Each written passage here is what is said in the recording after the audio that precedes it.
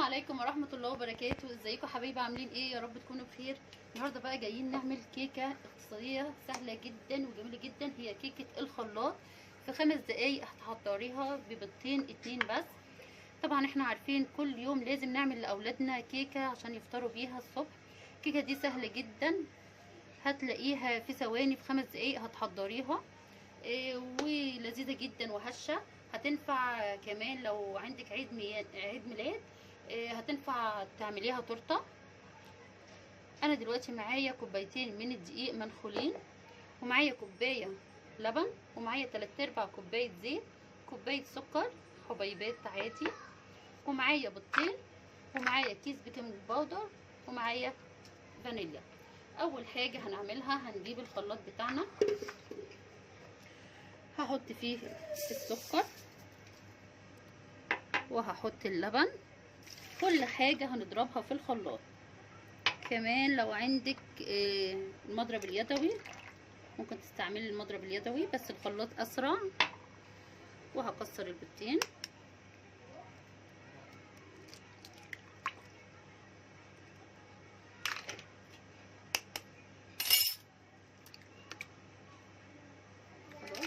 وهنحط كيس بيكنج باودر، كيس فانيليا قصدي.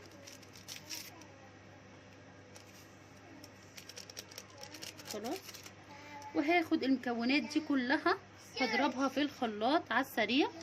وهنا بقى هحط كيس البيكنج باودر، هاخد معلقه واحده بس.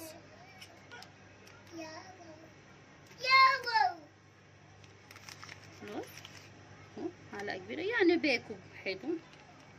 نحط الباكو كله، ما جاتش على دول. خلاص هنقلبهم كده عشان نحطهم على طول. كمان لو حابه تعمليها بالشوكولاته ممكن تحطي معلقتين من الدقيق، قصدي اسفه، ممكن تحطي معلقتين كاكاو، بس هتشيلي معلقتين دقيق من هنا علشان ما تبقاش القوام تقيل معاكي. خلاص هروح اضربهم في الخلاط وهرجع لكم اهو. يا جماعه بعد ما ضربتهم في الخلاط الخليط كله اهو، هجيب بوله واحط الخليط بتاعي كله في الخلاط، مفيش ثواني، وعملتهم اهو. هبدأ بقى انزل بالدقيق بتاعي زي ما قلت لكم. لو حابين تعملوها بالشوكولاته حطي كاكاو مع الدقيق. خلاص كده هنقلب، مش هنستعمل مضرب ولا حاجه خالص. في ثواني هتتعمل معانا وهتتحضر في 5 دقايق، هيبقى معانا احلى كيكه. خلاص اهو، هيكون القوام بتاعها بالطريقه دي.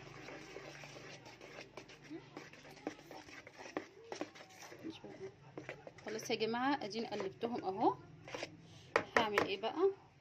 هجيب صينيه دهناها زيت ومغبراها بالدقيق عشان خاطر ما تلزقش معانا.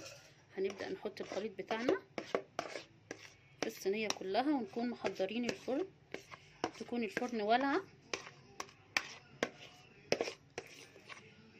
خلاص هبدا احطها بقى في الفرن، مش هتاخد اكتر من 20 دقيقه وهنطلعها.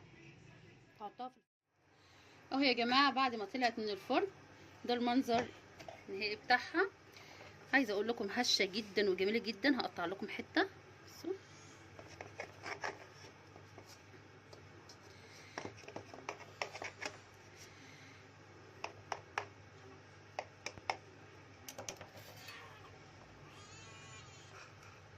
بصوا يا جماعه، بصوا ما شاء الله عليها. بصوا عاليه ازاي وهشه جدا، طريه قوي. جربوها للاولاد بجد هتحبوها قوي. يا رب الفيديو يكون خفيف عليكم. متنسوش حبايب قلبي تعملوا لي لايك واشتراك في القناه. يلا السلام عليكم ورحمه الله وبركاته.